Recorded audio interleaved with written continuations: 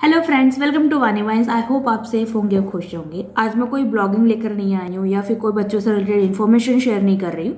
मैं आज एक टेक्निकल रिलेटेड इन्फॉर्मेशन शेयर करने वाली हूँ।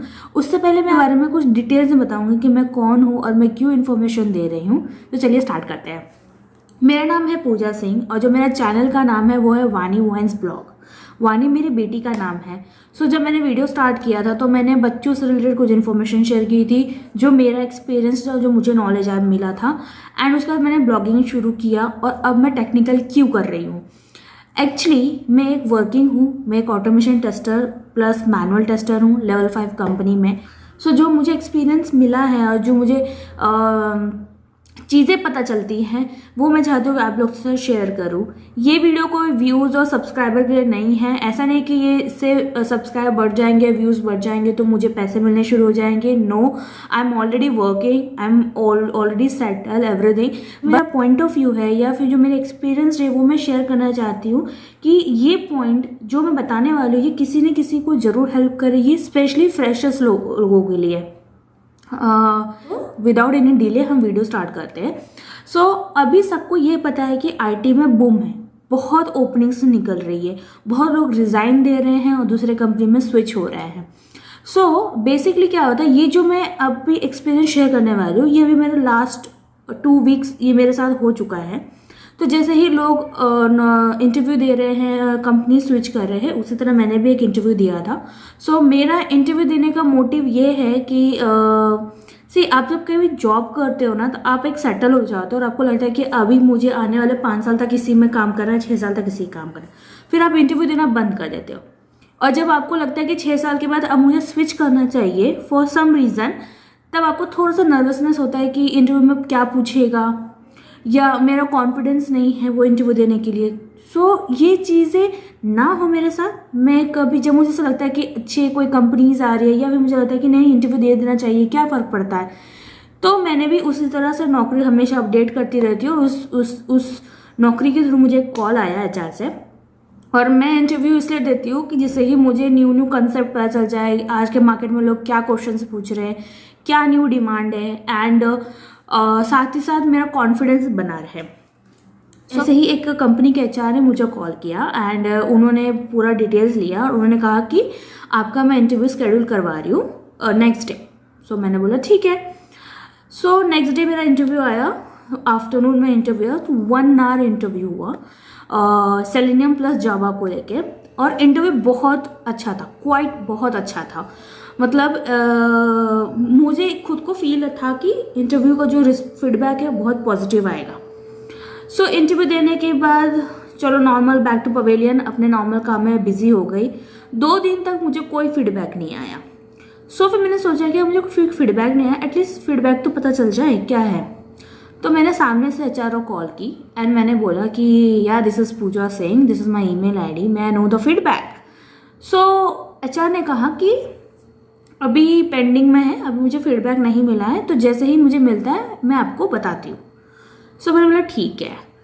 फिर उसके बाद फिर से मैं अपने रूटीन में बिजी हो गई, जैसे कि आप लोग को ब्लॉगिंग्स मिलते रहते हैं, और अपने काम में बिजी हो गई। 1 वीक मतलब 9 डेज कंप्लीट हो गया, आ गया सैटरडे। 9 दिन के बाद जैसे मैं बैठी हुई थी, मैंने सोचा यार अभी तो कोई फीडबैक नहीं आया, अगर रिजेक्टेड हो तो क्यों मुझे पता चले। तो मैंने ऐसे नॉर्मल एचआर को कॉल किया सैटरडे के दिन, because most of the company Saturday में भी काम करती है, स्पेशली एचआर। तो मैंने एचआर को कॉल किया और फिर मैंने अपना सेम इंट्रोडक्शन दिया, ईमेल आईडी बताया एंड देन मैंने पूछा कि मैं नो द फीडबैक। तो उन्होंने सबसे पहले क्या बोला, sorry Pooja you are rejected. अब आप ये सोचिए कि मेरा रिएक्शंस क्या होगा। ऑब्वियसली मैं एकदम, मेरा मोरल डाउन हो चुका था। मैंने कहा ओके थैंक यू एंड मैंने फ़ोन कट कर दिया। 5 मिनट मुझे लगा कि क्यों रिजेक्ट हो गई और मैंने गलत कहाँ किया, ये सब सोचने लगी। बट मुझे फीडबैक नहीं पता था और मुझे रहा भी नहीं है। मुझे ऐसा लगता है कि जो मेरा हमेशा यही फंडा है कि कोई काम स्टार्ट करते तक एंड तक जाओ। ऑब्वियसली अब जब मैं रिजेक्ट होगी तो मुझे फीडबैक भी चाहिए, बिकॉज मैं एक शॉर्ट्स डाली थी कि कभी भी आप रिजेक्ट होते हो तो आप फीडबैक लो। उससे क्या होगा कि आप अपने स्किल्स को इम्प्रूव कर सकते हो, कहाँ लैग कर रहे हो ये आपको पता चल जाएगा। मैंने ठीक 10 मिनट बाद उन एचआर को फिर से कॉल किया और मैंने पूछा कि मैं know the feedback. Why I am rejected. So उन्होंने बताया कि यार एक्चुअली मुझे पास फीडबैक नहीं है, बट आप रिजेक्टेड हो। फिर मैंने उन्हें बताया कि इंटरव्यू के समय इंटरव्यूअर खुद बोल रहा था कि हम आपको आगे देखना चाहते हैं इस पोजीशन में, एंड इंटरव्यू बहुत अच्छा गया, तो मैं रिजेक्ट किस बेस पे वो मुझे बता दीजिए। या फिर कोई लोकेशन को बेस पे हुआ है या नोटिस पीरियड की बेस पे हुआ है, किस बेस पे कुछ बताइए। और फिर उन्होंने बोला कि मुझे पता नहीं, मैं पूछ के बताती हूँ। तो फिर मैंने उस एक लाइन बोला कि अगर आप लोग को लेना नहीं है कैंडिडेट तो उनके इमोशन से खेला मत करो। तो ये मैंने बात बोला। तब उन्होंने ये कहा कि पूजा कुछ समय दो, मैं 1 घंटे में आपको बताती हूँ कि फीडबैक क्या है, एंड मैंने फ़ोन काट दिया। अब एक्चुअल स्टोरी यहाँ से शुरू होती है। ठीक 1 घंटा में नहीं, ठीक आधे घंटे में मुझे फिर से HR से कॉल आता है और वो मुझे ये कहते हैं कि sorry Pooja, there was some issue in company portal और उसमें आप रिजेक्टेड दिखा रहे थे। एक्चुअली आप सेलेक्टेड हो, मैंने फीडबैक लिया इंटरव्यूअर से, तो उन्होंने बताया कि आप सेलेक्टेड हो। तो मैंने कहा ओके। एंड फिर उन्होंने ये कहा कि फिर उन्होंने मुझसे डिटेल्स लिया कि अपने बीटेक कहाँ से किया है और जो भी डिटेल्स लगता है वो लिया।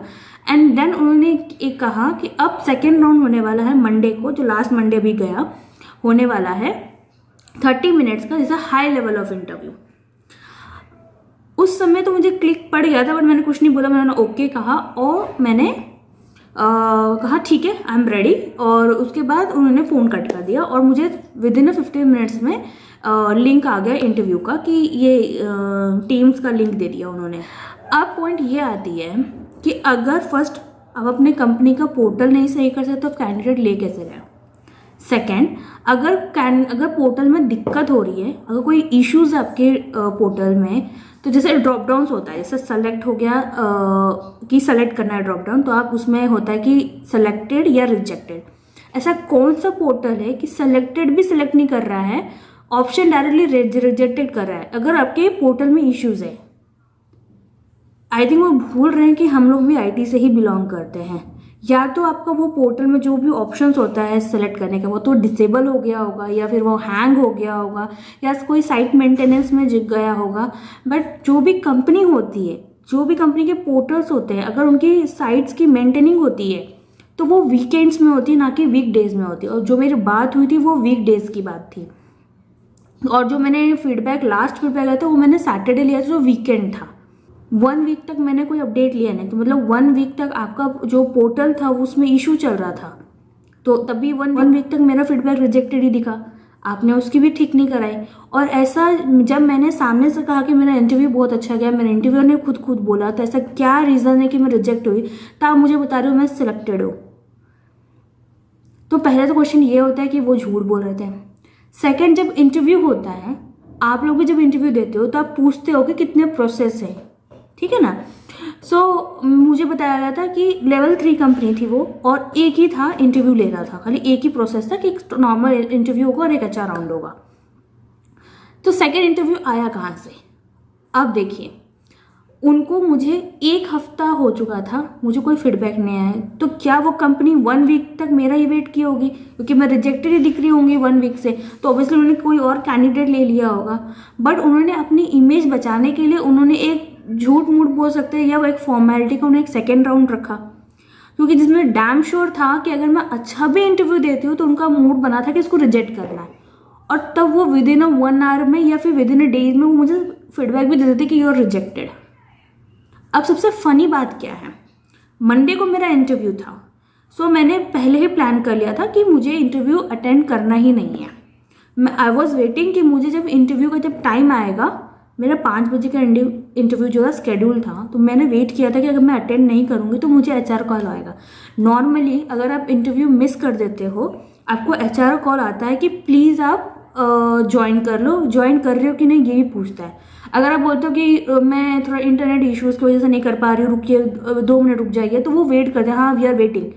और अगर आप बोलते हो कि मैं इंटरव्यू अटेंड नहीं करता, वो रीज़न ही पूछते हैं और बोलते हैं कि क्या रीस्केड्यूल करवा सकते हैं, नेक्स्ट डे को भी करवाएं, ये भी पूछते हैं। बट तो जब टाइम आया 5 बज गया, मैंने इंटरव्यू अटेंड नहीं किया, अब आप ये सोचिए कि सामने से ना HR का कॉल आया, किसी का भी कॉल नहीं आया कि आप इंटरव्यू ज्वाइन कर रहे हो कि नहीं कर रहे हो, आप इंटरव्यू दे रहे हो कि नहीं दे रहे हो, क्या मैं इसका रीस्केड्यूल करवा दूँ कि नहीं करवा दूँ।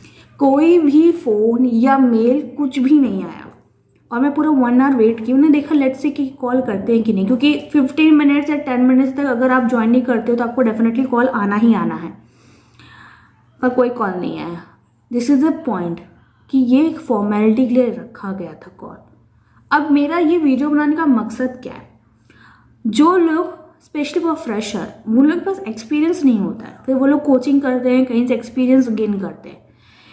कुछ कंपनियां जो वैलिड होती है वो जेन्युइनली ओपनिंग दिखाती हैं कि हाँ ओपनिंग है, पर कुछ कंपनी सिर्फ शो के लिए ओपनिंग दिखाती है, उन्हें लेना नहीं होता बस, पर उनका नाम हाईलाइट होना चाहिए, बिकॉज अगर वो ओपनिंग नहीं रखेंगे तो उनका नाम लोगों के दिमाग में आएगा नहीं। तो कुछ जो ओपनिंग्स आती है दैट इज़ फेक। तो आप जब भी इंटरव्यू दो, जब भी आपको पता चला कि ये कंपनी का कॉल इस कंपनी से आया है और आपको अगर मेल आता है इंटरव्यू का, पहले आप गूगल में सर्च करो कि ये इसकी विकिपीडिया सर्च करो कि ये कौन सी कंपनी है, इस एम्प्लॉय कितनी है, ये कब स्टार्ट हुआ था।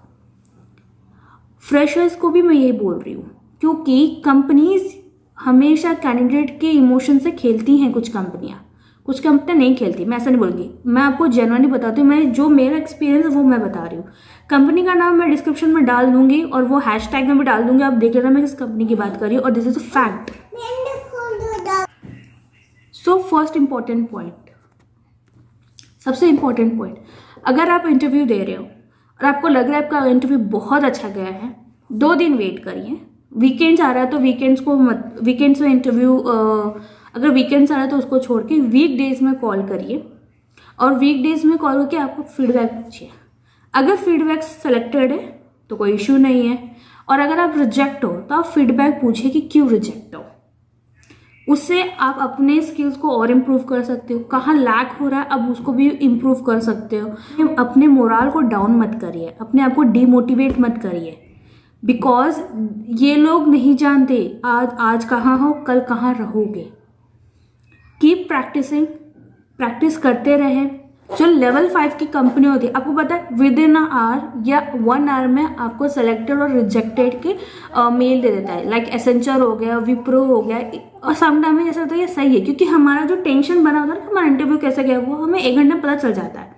जो लेवल 3 वाली कंपनी होती है ना, जो जेन्युइन कंपनी होती है, जिन्हें कैंडिडेट रियली चाहिए, वो आपको 1 घंटे भी कॉल कर सकती है, 1 दिन में भी कॉल कर सकती है। तो अपने आप पे ट्रस्ट रखें, अपने स्किल को इम्प्रूव करें, और जब भी इंटरव्यू दे आप फीडबैक जरूर लें। आई होप ये इन्फॉर्मेटिव वीडियो आप लोग को बहुत हेल्प करेगी, और मैं ऐसे ही टेक्निकल से रिलेटेड, IT से रिलेटेड जो भी डाउट्स होते हैं लोगों के मन में, स्पेशली फॉर द फ्रेशर्स और जो थोड़ा मिड लेवल एक्सपीरियंस होते हैं, मैं ज़रूर शेयर करूँगी। अगर आपको ये वीडियो पसंद आया और आपको लग रहा है कि ये इन्फॉर्मेटिव वीडियो है आप सबके लिए, तो इस चैनल को लाइक, कमेंट एंड ज़्यादा शेयर करें, और सब्सक्राइब करना भूलना मत, इससे पैसे नहीं लगते। हाय कर दो सबको। ये है वानी वाइन्स ब्लॉग। ओहो okay, see you next blog.